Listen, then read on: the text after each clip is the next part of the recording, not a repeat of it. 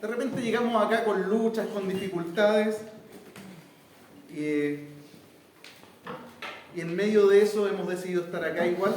Le damos gracias al Señor por eso, porque nuestra lucha, nuestra dificultad no nos deja en el camino, sino que nuestra lucha y nuestra dificultad nos ayuda a recordar de que la solución a esas luchas y dificultades están en el Señor. Amén. Así que muchas veces cuando llegamos acá no llegamos de la mejor manera, no llegamos con toda la fuerza que quisiéramos llegar, pero lo importante es que estamos aquí, y eso lo lee el Señor, y eso es importante para Él, y eso trae fortaleza también a nuestros corazones el estar aquí y adorar juntos. Así que vamos a orar también, vamos a pedirle que nos ministre por intermedio de su palabra. Nosotros vamos a disponer nuestro corazón para poder escuchar lo que Él tiene. Les quiero invitar al libro de Marcos, capítulo 2. Marcos, capítulo 2. Estamos grabando, ¿no es cierto? ¿Sí? A una sola, sí, a morir. A morir. Ya, si no resulta, no resulta. Vamos a aprovechar de enviarle saludos al hermano Juan. El hermano Juan es segundo domingo que no está, estuvo el jueves con nosotros, porque ellos fueron abuelos nuevamente. Entonces están ahí colaborando con la Elisa, que es la hija menor que tuvo a su bebé. Así que abuelos chochos, les mandamos un saludo. Y aprovechamos también de mandarle un saludo a la Elisa, a la Lía, al Cristian, que son personas que conocemos, sobre todo en el inicio de esta iglesia. Ellos estuvieron colaborando con nosotros, así que ahí le vamos a decir al hermano Juan que les pase este video a los chiquillos para que no solamente puedan recibir nuestros saludos, sino también puedan compartirles la palabra y ellos puedan también ser edificados ahí en el lugar donde están. Así que les mandamos saludos desde acá. Lo otro también a nuestras hermanas que nos están viendo siempre desde la casa, principalmente nuestra hermana Leticia, nuestra hermana Rosita Ibáñez. Ellas los días jueves están participando en el discipulado y son las personas que de manera exclusiva les mandamos el link porque no pueden pararse, no pueden moverse. Todo lo demás, todas las personas que puedan caminar, el discipulado se hace acá. Así que ahí les esperamos. A los que no pueden, tienen algún impedimento de fuerza mayor, con ellos le compartimos un link especial para que puedan recibir y ser parte de ese discipulado. La hermana Fanny no está en Rancagua, le enviamos un saludo igual. Nuestro hermano Seba Cordero no está, anda en San Felipe él también. Así que también, bueno, andan en lugares diferentes, pero me refiero también que no están acá. Y son los hermanos que se han comunicado con nosotros para decirnos no vamos a poder estar, así que les enviamos saludo igual y le damos gracias siempre por tener la consideración de decirnos no vamos a poder estar para poder orar por ello y también para poder informarlo a la iglesia. Vamos a Marcos capítulo 2. Hoy día vamos a ver, para los que toman nota, 3 características de un discípulo de Cristo. ¿Ya? A partir del pasaje que leamos, vamos a centrar nuestros esfuerzos en poder extraer de ese pasaje 3 características de un discípulo de Cristo, de un seguidor de Cristo. ¿Dónde vamos a leer? En Marcos capítulo 2, del versículo 13 en adelante. De ahí vamos a sacar estas características. Marcos 2, del versículo 13 en adelante, dice lo siguiente. Después volvió a salir al mar, y toda la gente venía a él y les enseñaba. Y al pasar, vio a Leví, hijo de Alfeo, sentado al banco de los tributos públicos, y le dijo, sígueme. Y levantándose, le siguió. Aconteció que estaba sentado, estando Jesús a la mesa en casa de él, muchos publicanos y pecadores estaban también a la mesa, juntamente con Jesús y sus discípulos, porque había muchos que le habían seguido. Y los escribas y los fariseos, viéndole comer con los publicanos y con los pecadores, dijeron a sus discípulos, ¿qué es esto que él come y bebe con publicanos y pecadores? Al oír esto, Jesús les dijo, los sanos no tienen necesidad de médico, sino los enfermos. No he venido a llamar a justos, sino a pecadores. Señor, te queremos dar muchas gracias porque tú estás en este lugar, porque tú eres bueno y eres fiel. Señor, en esta hora queremos poner nuestra vida en tus manos y pedirte de todo corazón que por intermedio de tu Espíritu Santo tú nos puedas ministrar. Reprendemos todo aquello que quiera levantarse en contra de tu iglesia, en contra del plan que tú tienes para nuestras familias, para nosotros. Lo reprendemos en esta hora y declaramos que el propósito de Dios se cumplirá en nosotros. en la iglesia, en mi familia, en cada uno en particular, tu plan se cumplirá. Y nosotros estaremos dispuestos, Señor, para que ese plan se cumpla, de principio a fin, que todo lo que tengas planeado, diseñado para nosotros, se ejecute en nuestra vida en este tiempo. Padre, a través de tu palabra queremos pedirte que nos enseñes, que nos ministres, que nos fortalezcas y que nos llenes en esta hora de tu presencia. Queremos conocerte, Padre, para poder agradarte, para poder servirte, Señor, y no solamente para acumular conocimiento en nuestro corazón o en nuestra mente. Te queremos conocer para poder agradarte. En el nombre de Jesús nos disponemos en tus manos, Señor. Amén. Amén. Amén. Vamos a sacar de acá, de este pasaje que acabamos de leer, como lo dije al comienzo, 3 características de un discípulo de Cristo. El versículo 13 parte diciendo: después volvió a salir al mar, está hablando de Jesús. Ese volvió a salir al mar, ese volvió a salir a recorrer la orilla del mar de Galilea. Obviamente no circunscribe un momento de que si volvió a salir, quiere decir que ya hubo una salida previa. Y la salida previa, la salida anterior a esta salida que Jesús tiene hacia la orilla del mar de Galilea, nosotros la encontramos, porque está relatada, está el registro, en el capítulo 1 de Marcos, en el versículo 16. ¿Y qué sucedió esa vez? En la primera salida que Jesús tuvo a la orilla del mar de Galilea, pasó algo, un acontecimiento que quedó grabado a fuego en el corazón de Pedro, en el corazón de Andrés, su hermano, en el corazón de Juan y en el corazón de su hermano Jacobo. ¿Qué fue lo que pasó en esa primera salida que Jesús tuvo recorriendo la orilla del mar de Galilea? Es que Jesús los llamó a esos 4. Eso fue lo que marcó sus vidas, sus corazones. Y después de varios acontecimientos que pasan entre medio, Jesús vuelve a recorrer el mar de Galilea por segunda vez. Y en esta segunda vez lo que él hace es que ve a un hombre llamado Leví, que estaba recaudando impuestos en una mesa, y lo llamó también a ese hombre a ser parte del equipo de discípulos. En Marcos capítulo 2 nosotros sabemos que este hombre se llamaba Leví y que estaba sentado al banco de los tributos públicos. Eso nos dice Marcos. Pero Mateo nos entrega más información. Nos dice que, por un lado, ese Leví que nosotros encontramos en Marcos tiene por nombre Mateo, que es el mismo Mateo que va a escribir tiempo después el primero de los 4 evangelios que están en el Nuevo Testamento, que es el mismo Mateo que tiempo más adelante va a terminar su vida siendo martirizado y pagando el precio de ser un discípulo de Cristo, muriendo martirizado en Etiopía por predicar a Cristo. Ese dato nos entrega Mateo en el capítulo 10, que ese Leví de Marcos 2 es Mateo, y que el otro dato que nos entrega en Mateo 10 es que era conocido en medio del pueblo judío por el trabajo que realizaba como un publicano. Es decir, Mateo se autodefine en Mateo 10 como un publicano. Ahora, nosotros revisábamos el jueves pasado, en medio del discipulado, que quiénes eran estas personas, quiénes eran los publicanos en el tiempo de Jesús. Los publicanos en el tiempo de Jesús eran judíos que trabajaban para el Imperio Romano. Su tarea específica era recaudar dineros, cobrar los impuestos. Les decíamos a los hermanos el jueves pasado que era una especie de impuesto interno que recaudaba dinero en medio de los judíos para Roma. En el tiempo de Jesús, los judíos pagaban muchos impuestos a Roma, elevados impuestos, altos impuestos. Y eso terminaba de una u otra manera afligiendo el corazón de los contribuyentes, afligiendo el corazón de los judíos. No solo por el pago que se tenía que hacer todos los meses, sino porque era un pago permanente. Imagínate, hermano, que tú tienes te compraste un auto a 24 cuotas, tú sabes que después de 24 meses esto se acaba. Y por lo menos te anima el corazón saber de que nos quedan 23, nos quedan 22, nos quedan 21, nos quedan 10, nos quedan 5, nos queda una y ¡pum! Se acabó. Y eso por lo menos te trae una cierta cuota de contentamiento, una cuota de esperanza, de saber que en 24 cuotas más tú quedas libre. Pero para ellos no había esta cuota de esperanza.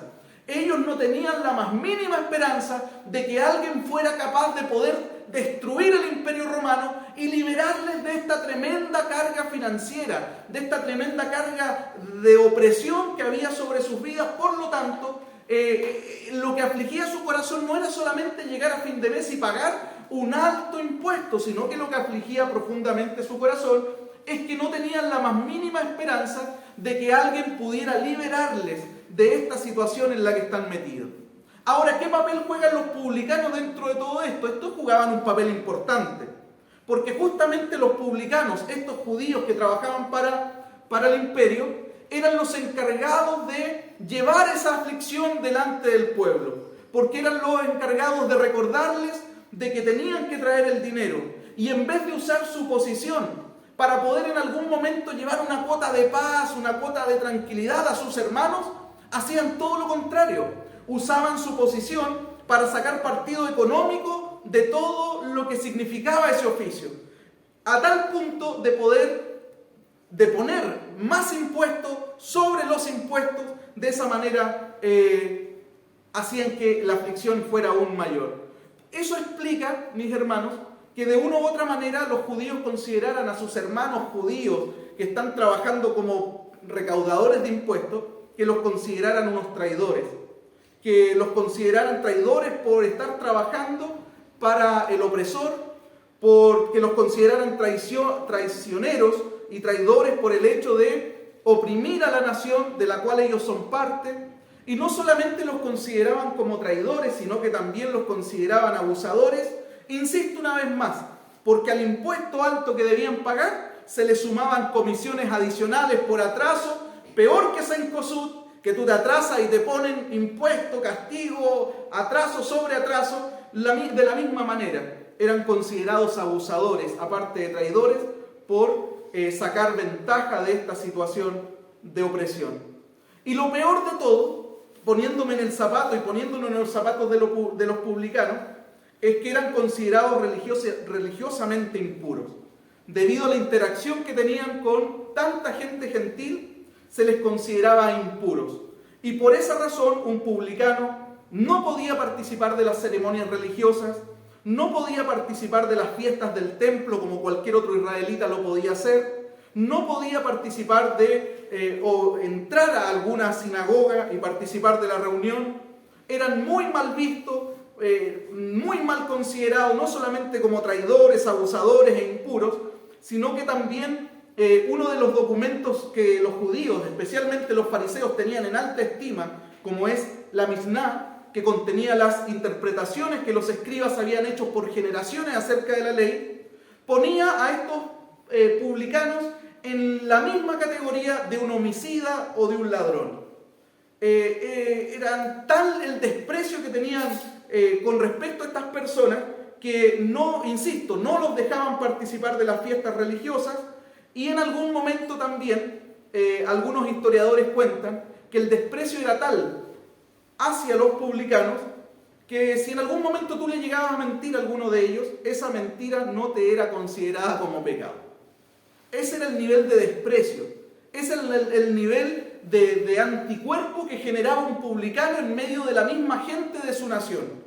Y este hombre, al cual Jesús está llamando en medio o en la orilla del mar de Galilea, no es nada más y nada menos que uno de estos tipos, un recaudador de impuestos, un publicano, como se define el mismo Mateo en el capítulo 10 del libro que lleva su nombre, y eso nos da indicios a nosotros de pensar de que Dios llamó a personas que de repente no cumplían con estándares sociales ni morales, personas como nosotros, que en algún momento nadie apostaba y que nadie pensaba de que algo bueno podía salir de nosotros, de usted, de su familia. Bueno, ese es el tipo de persona que Dios se complace en llamar para poder usarlos en este tiempo. ¿Cuántos dicen amén? Amén. Ahora, mucha de esa gente, muchos de estos publicanos, un gran porcentaje de ellos que trabajaba para Roma, lo hacía por su apego y amor al dinero. Muchos de ellos encontraron en este trabajo, en este oficio, una veta para poder surgir. Una veta que, potenciada con ese deseo de surgir, por ese apego, por ese amor al dinero, los hizo estar dispuestos, y pongamos mucha atención a esto, los hizo estar dispuestos a asumir toda la mala fama que el trabajo traía consigo, estuvieron dispuestos, muchos de ellos, la generalidad, a sacrificar la reputación, su reputación, daba lo mismo que dijeran los demás. Mientras yo estuviera forrado en plata, o mientras yo mantuviera privilegios que me daba Roma, o mientras pudiera mantener un estilo de vida que me permitiera estar tranquilo, da lo mismo sacrificar mi reputación, o da lo mismo sacrificar a mi familia, porque no solamente hablaban del publicano cobrador de impuestos, sino que hablaban de los hijos del publicano, de la esposa del publicano, de la familia del publicano. Entonces, muchos de estas personas estuvieron incluso dispuestos a sacrificar su reputación, sus familias, sus amistades, con tal de alcanzar una motivación económica, una posición de poder, una situación más estable financieramente. No sé si me van entendiendo un poco.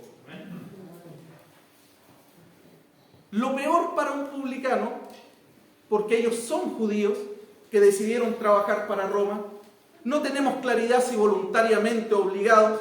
Muchos de ellos tienen que haber sido movidos por el amor al dinero, por lo tanto tal vez no habría una obligación de vida o muerte detrás de ese oficio.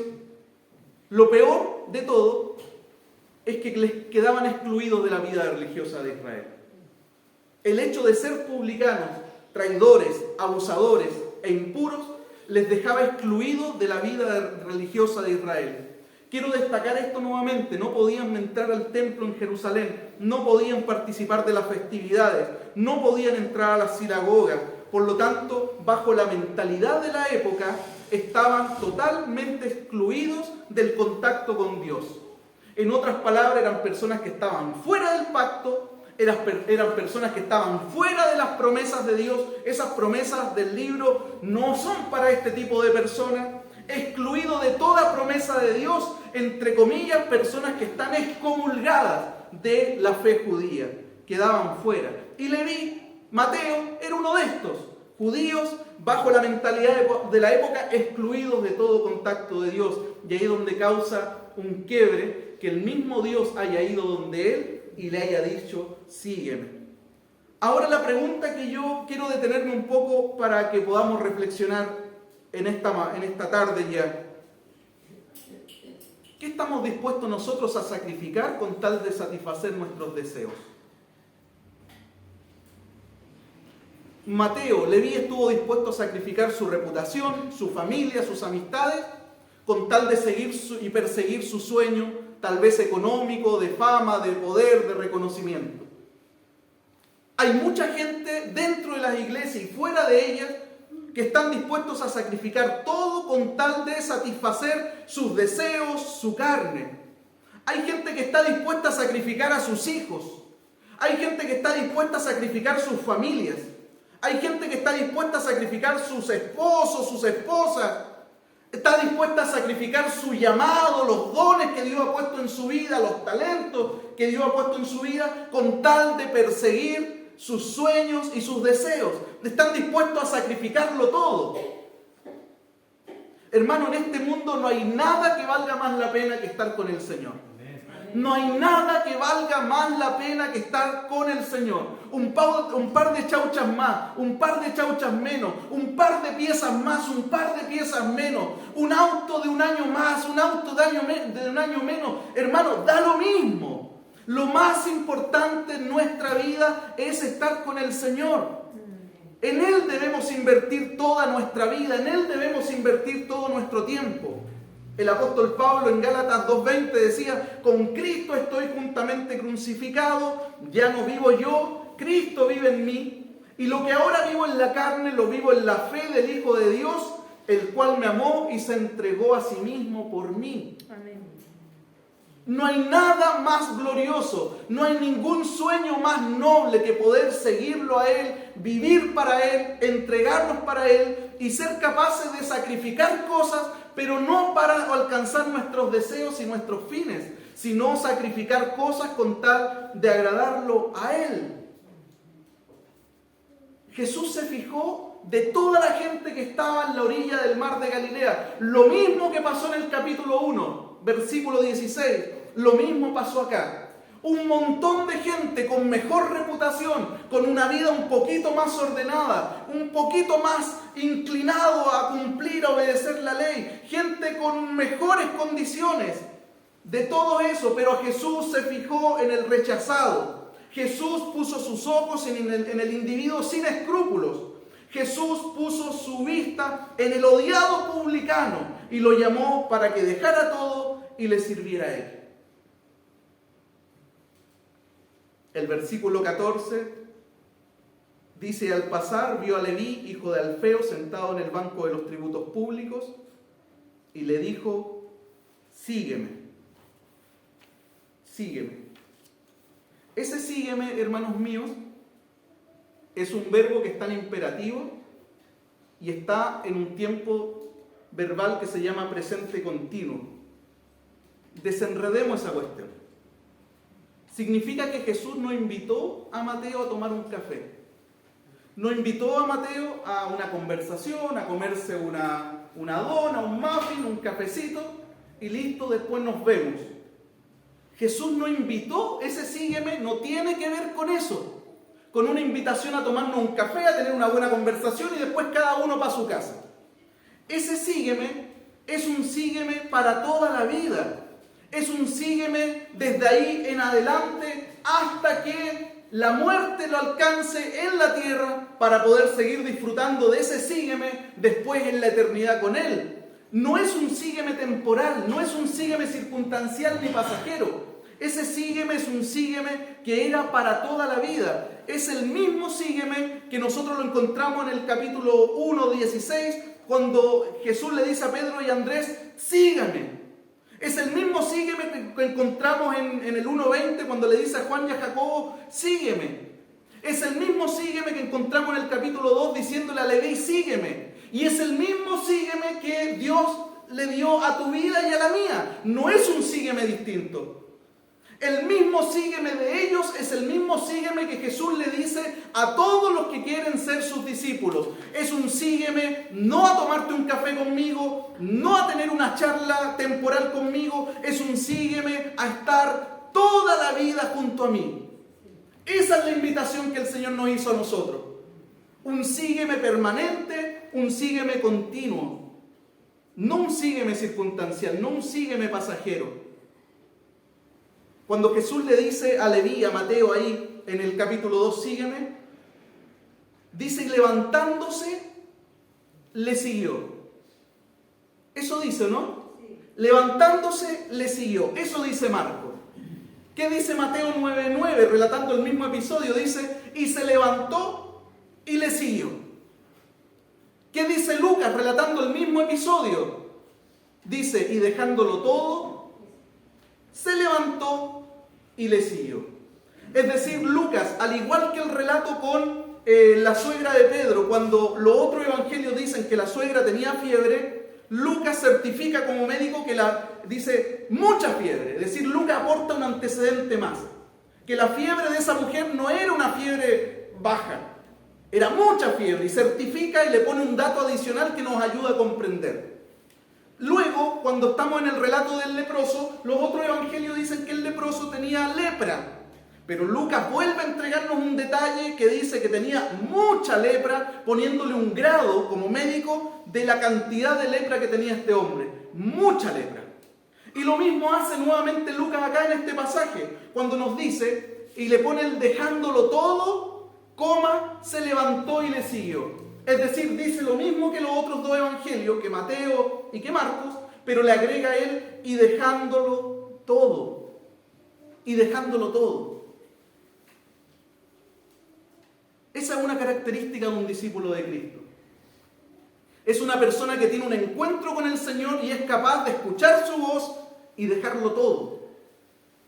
Ahora, Mateo hizo lo mismo que hizo Andrés y Pedro, que Juan y Jacobo, pero lo decíamos con los hermanos el jueves pasado, con una gran diferencia. Y la gran diferencia es que si un publicano abandonaba su puesto de trabajo, nunca más podía volver a tomar ese puesto de trabajo. Un publicano que dejaba su trabajo era un publicano que no podía volver nuevamente a su oficio de publicano. Cualquier otra cosa sí, Pero a ese lugar de privilegio, a ese lugar cómodo y a ese lugar de beneficio, no podía volver nunca más. Así que en ese momento, pongámonos en la situación, Mateo estaba cortando por completo con lo que había sido su vida hasta ese momento, para seguir a Jesús. En Mateo está haciendo un giro radical de 180 grados con respecto a su vida. Mateo está cambiando de jefe, dejando que Roma ya no va a ser más mi jefe, no va a ser más mi patrón, mi jefe y mi patrón a partir de ahora va a ser Jesús. Lo que está haciendo Mateo en ese momento, que muchas veces pasamos por alto, es dejando atrás su vida pasada y tomando la decisión de embarcarse en una vida nueva con el Señor. Y eso es lo que la Biblia, hermanos, llama conversión. A eso la Biblia le llama conversión. A una persona que antes era A, se encuentra con Cristo y de ahí en adelante su vida es B. Eso se llama conversión, eso se llama convertirse, eso se llama dejar atrás la vida pasada para poder comenzar una nueva vida con el Señor. Y la primera característica de un discípulo de Cristo, para que lo apuntemos ahí, es una persona que ha experimentado un proceso de conversión. Un discípulo de Cristo es alguien que ha experimentado o está experimentando este proceso de conversión. No puede definirse como discípulo de Cristo alguien que sigue en su vida pasada, alguien que sigue viviendo en A, pero con la diferencia que ahora tiene una medallita que se llama Jesús, que se la echa al bolsillo y que la saca cuando tiene problemas. Eso no es ser discípulo de Cristo. Eso no es lo que la Biblia nos enseña en estos cortos capítulos que hemos estudiado de Marcos. Un discípulo de Cristo es aquel que ha sufrido y experimentado un proceso de conversión en su vida. Pedro, dejándolo todo, le siguió. Juan, dejándolo todo, le siguió. Mateo, dejándolo todo, le siguió. Nosotros debemos ser capaces de renunciar a todo por Él. Esa es la primera característica de un discípulo de Cristo. Es alguien que ha experimentado un proceso de conversión en su vida. Hermanos, ¿de qué se trata la conversión? Ustedes ya lo saben. Es un cambio radical que experimenta la vida de un individuo. Es un cambio rotundo y radical que experimenta la vida de un individuo. ¿Quiénes certifican ese cambio, hermano? Los primeros que certifican ese cambio son tus familias, tus amigos, los que te conocían. Dicen que está cambiado que está cambiado esta. Ellos certifican de que en tu vida ha pasado algo, de que alguien hizo algo y tú en ese momento puedes dar testimonio de que el que hizo ese algo fue Cristo en tu vida. Es un cambio radical.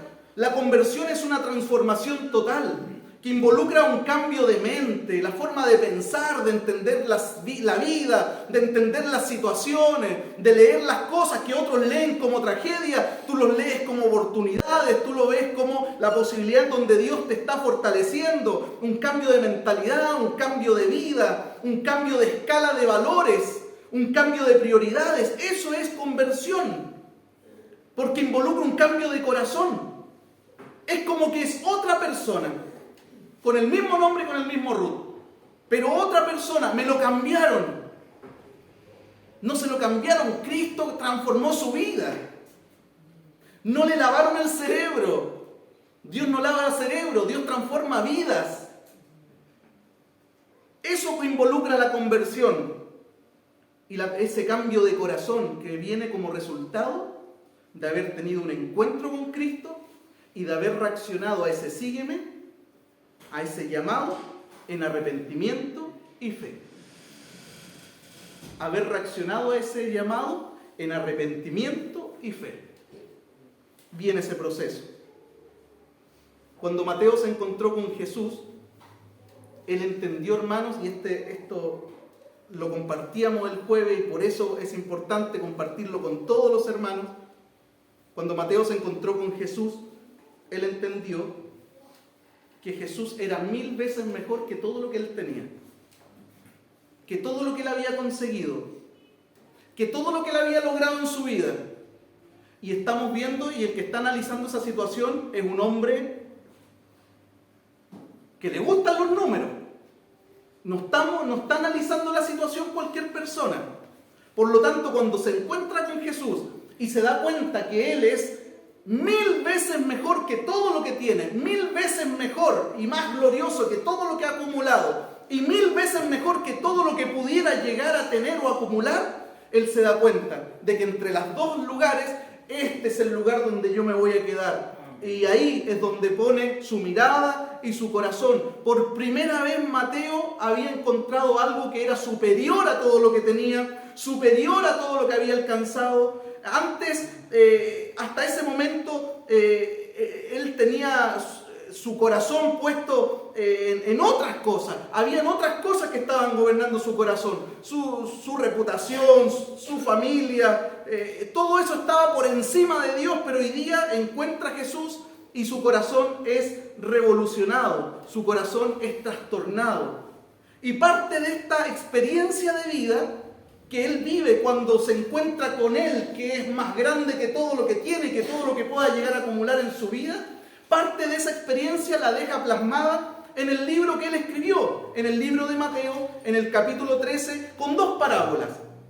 Con dos parábolas las deja plasmadas para poder dar a entender a los lectores del presente y los lectores del futuro como nosotros, que algo pasó en su vida ese día a orillas del mar de Galilea. En Mateo 13, por ejemplo, comparó esta situación con una parábola donde Jesús comparó el reino de Dios con un tesoro escondido en un campo. En Mateo 13:44 dice, además el reino de los cielos es semejante a un tesoro escondido en un campo, el cual un hombre halla y lo esconde de nuevo. Y gozoso por ello, se va y vende todo lo que tiene y se compra aquel campo. Una parábola entre el reino de Dios y un tesoro escondido. Un hombre va, encuentra un tesoro, no se lo lleva, sino que lo tapa, lo deja ahí, se va para su casa, vende todo lo que tiene, liquida todo lo que tiene, cierra todas las cuentas, hace todo lo que en algún momento le puede resultar beneficioso para ir, comprarse ese campo y quedarse con ese tesoro. Eso es lo mismo que experimentó Mateo. Cuando Jesús le dice, sígueme, y él compara entre todo lo que tiene y la grandeza de aquel que lo está llamando, fue capaz de dejarlo todo y seguirlo a él. Otra parábola, ahí mismo, en Mateo 13, pero el 45 dice, también el reino de los cielos es semejante a un mercader que busca buenas perlas, un mercader que compra perlas preciosas. Y que habiendo hallado una perla preciosa fue y vendió todo lo que tenía y la compró. Un mercader, especialista en juntar y comprar perlas, se topa con una perla que es más valiosa que todas las perlas que ha juntado en toda su carrera. ¿Qué hace? Ve la perla preciosa, ve todas las que tiene, liquida todas las que tiene para poder hacerse de la perla de mayor precio y de mayor valor. Ese es el Señor. ¿Quién es ese tesoro? ¿Quién es esa perla? Esa perla, ese tesoro es Él.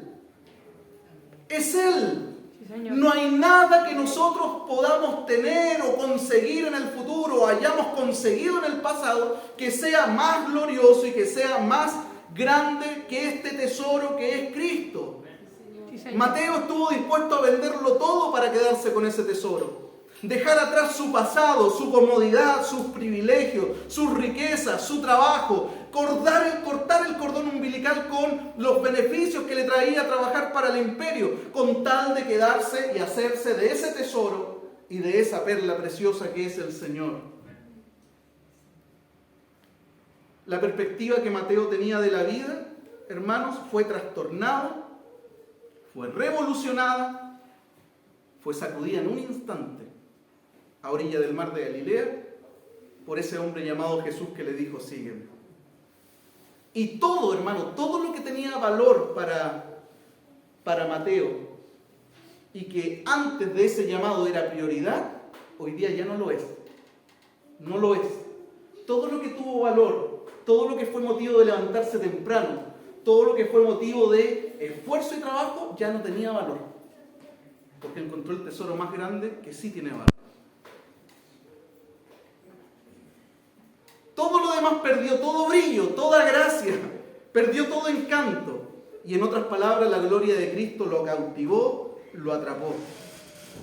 Esa fue la experiencia más power y la experiencia gloriosa y sublime de Mateo, que estuvo dispuesto a dejarlo todo y seguirlo para siempre. Hermano, una pregunta. ¿Hemos tenido nosotros ese nivel de encuentro con el Señor? Y esto es una pregunta que tenemos que responder en lo particular. ¿He tenido ese encuentro con el Señor yo que me ha permitido decir, mira en lo que estoy dedicando mi tiempo, mira lo que le estoy dando mi vida, mira lo que le estoy dando mi tiempo? Ni un brillo.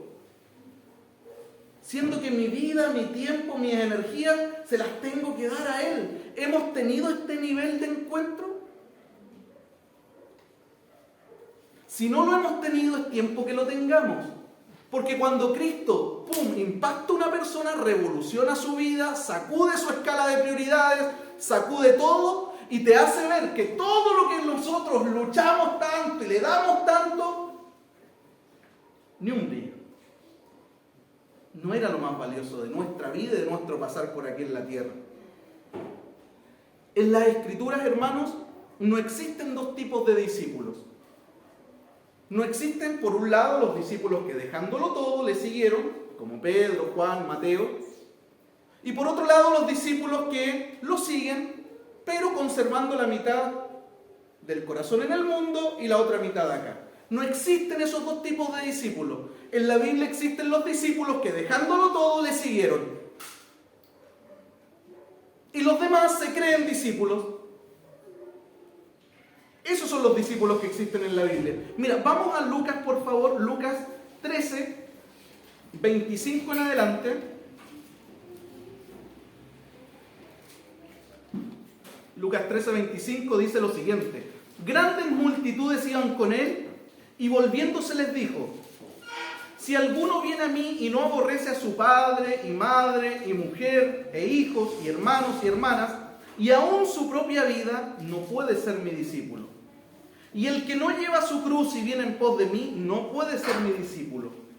Versículo 33. Así que cualquiera de vosotros que no renuncie a todo lo que posee, no puede ser mi discípulo. Todo aquel que no renuncie a todo, no puede ser mi discípulo. Por eso te digo que no existen dos tipos de discípulos. Existe el discípulo que está dispuesto a renunciar a todo. Hermano, necesitamos tener un encuentro con este Cristo que revoluciona y sacude vidas. Un encuentro glorioso que nos transforme, que transforme nuestro corazón, que renueve nuestra escala de prioridades, que nos apasione por Él. Cuando tengamos ese encuentro, hermano, estoy seguro que orar, que congregarse, que servirlo, que leer las Escrituras, que pasar tiempo con Él no van a ser nunca una carga. Nunca. Sino que van a ser una honra, un privilegio, de la cual tenemos esa honra y ese privilegio de ser partícipes.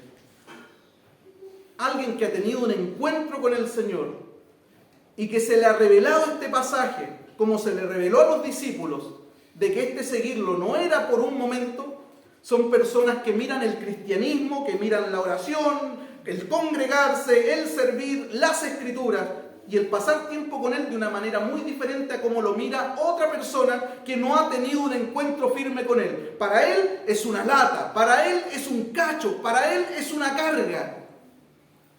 Para el otro no, es un privilegio y una honra. Estar aquí sentado hoy día, hermanos, es una honra. Poder escuchar la voz de Dios es una honra, poder orar es una honra, poder tener las Escrituras es una honra. Poder tener comunión con Él es una honra y nunca va a ser una carga. Jamás. Decíamos el otro día, ¿qué significa renunciar a todo? Porque hay alas extremistas que dicen que renunciar a todo es vender todo e irse a vivir al monte prácticamente. renunciar a todo lo que poseo, que dice este pasaje de Lucas 13, no significa, hermano, por favor destaquemos esto, renunciar a todo no significa que me voy a ir a vivir a un monasterio, no significa que me voy a ir a vivir a un monte, no significa que tengo que vender todo lo que tengo y quedarme a pata pelada, no significa que voy a renunciar a mi trabajo. Renunciar a todo lo que poseo no significa de salirme de la universidad y dejar los estudios incompletos o dejar de estudiar en el colegio. No significa despreocuparme de mi familia, de mis hijos, de atenderlo. No significa dejar de ahorrar para la casa propia, dejar de ahorrar para comprarme un autito. Renunciar a todo lo que poseo no significa dejar de ir al cine, de ver un buen partido. No significa salir con la familia. Renunciar a todo lo que poseo no significa darme una matito de gato, el gato entero, arreglarme un poco. No significa eso. Renunciar a todo lo que poseo no significa eso. ¿Sabe lo que sí significa renunciar a todo lo que poseo? Es que ninguna de las cosas que yo acabo de nombrar pueden tomar el lugar de Dios. Ninguna. Ni mi descanso, ni mi familia, ni mi trabajo, ni mi estudio, ni mis deleites, nada. De toda esa lista, ninguna de ellas puede tomar el lugar de Él. Eso significa renunciar a todo lo que poseo. ¿Se entiende o no? Significa que ninguna cosa me puede quitar el tiempo de Dios. Ninguna, ni siquiera mis deleites. Eso tiene que ver con que ninguna de estas cosas me domine. En ninguna de esas cosas que nombré está la base de mi felicidad. En ninguna de esas cosas que mostré o que nombramos está el motor de mi existencia. O en ninguna de las cosas que nombré está lo que me define como ser. Ahí está mi identidad, en esas cosas no. Renunciar a todo tiene que ver con que ninguna de esas cosas va a influenciar mis emociones y mis decisiones. Porque el único que va a influenciar mis decisiones y mis emociones desde hoy en adelante es el Señor, porque Él tiene el número 1 en mi vida. Amén. Todo lo demás Dios lo dejó para que lo disfrutes. Si tienes que ir al cine, lleva a tu hijo, lleva a tu esposo, salgan a comerse una hamburguesa, vean una película juntos, vean un partido juntos, disfruten, pero que nada de eso ocupe el primer lugar. Cuando usted vea que algo de eso está ocupando el primer lugar, eso es el renunciar al que se refiere esta palabra. No significa que quede a pata pelada y venda todo. Significa que nada puede ocupar el lugar de Él. Eso significa renunciar a todo. Nada de esto me va a llenar más que lo que Él me puede llenar a mí. Nada de esto va a definir lo que soy, sino que el que define lo que soy es Él. Nada de esto que antes me encandiló y luché y me esforcé y trabajé, hoy día va a quitarme el tiempo de estar con Él. Eso significa renunciar a todo lo que posee. La segunda característica de un discípulo, hermano mío, para los que notan, la primera es que el discípulo vive, ustedes me lo dicen, ¿qué le pasó con él la primera? Una conversión. Sufre un proceso de conversión. Antes era A, se encuentra con Él y su vida cambia. Y la segunda característica es que un discípulo está dispuesto y disponible para renunciar a todo lo que posee. Insisto, no es que la cuenta quede en cero, como lo hacen algunos sinvergüenzas, ocupando ese versículo para vaciarle los bolsillos a la gente. Y no explicarle que ese renunciar a todo significa que nada de esta tierra puede ocupar el lugar de Él. Y que todo lo demás es lícito en la medida que no saque mi corazón de donde tiene que estar. La perla de mayor precio, el tesoro que encontró en ese campo, es Cristo. Todo lo demás, ni un brillo. Ni un brillo. No puede ocupar mi corazón. ¿Qué es lo que Lucas está diciendo en Lucas 14:33? Que el que no está dispuesto a renunciar a todo lo que posee es porque prácticamente no ha conocido al Señor. Porque alguien que ha conocido al Señor y ha tenido un encuentro con Él, todo lo que ha tenido, todo lo que ha acumulado y todo lo que es, lo estima como nada. A eso se refiere el apóstol Pablo en un pasaje que le gusta mucho a una amiga de aquí de la iglesia, que quiero mucho. en Filipenses capítulo 3, que le encanta este pasaje. Y es a eso a lo que apunta el apóstol Pablo cuando dice en el 3:7, pero cuántas cosas eran para mí ganancia, las he estimado como pérdida por amor de Cristo. ¿No le suena parecido? Todo lo que era para mí ganancia, todo lo que estaba centrada mi vida, mi atención, mi fuerza, Pablo está diciendo todas estas cuestiones las estimo como, las considero que no tienen valor como pérdida por amor de Cristo, y ciertamente aún estimo todas las cosas como pérdida por la excelencia del conocimiento de Cristo Jesús, mi Señor, por amor del cual lo he perdido todo y lo tengo por basura para ganar a Cristo. Eso dice la Reina Valera. Da un poquito de pena porque dice lo he perdido todo, es como que se dio vuelta y se lo sacaron. Chuta, se me perdieron las llaves. Qué fome, se me perdió el celular. Da un poquito de pena a lo mejor leer lo he perdido todo. Miren lo que dice la nueva traducción viviente, el mismo versículo. Dice, antes creía que las cosas eran valiosas, pero ahora considero que no tienen ningún valor debido a lo que Cristo ha hecho. Así es, todo lo demás no vale nada cuando se le compara con el infinito valor de conocer a Cristo Jesús, mi Señor, por el cual lo he desechado todo y lo considero como basura a fin de ganar a Cristo. Ahí se da a entender de que el apóstol Pablo no está diciendo, uy, se me perdió. Está diciendo que el apóstol Pablo lo dejó, renunció, y que lo que en algún momento está en los versículos 6 hacia arriba, que eran el currículum y el orgullo de cualquier fariseo, de cualquier judío, ya no es su orgullo, ya no es lo que lo define como ser. Lo que lo define como ser ahora es que encontró el tesoro más valioso que pudo haber encontrado ser alguno, que encontró la perla de mayor precio y que todo lo demás lo considera basura, ni un brillo, con tal de conocerlo y tener un encuentro, una cercanía especial con este Señor. ¿Cuántos pueden decir amén? Amén. Eso es lo que está pasando.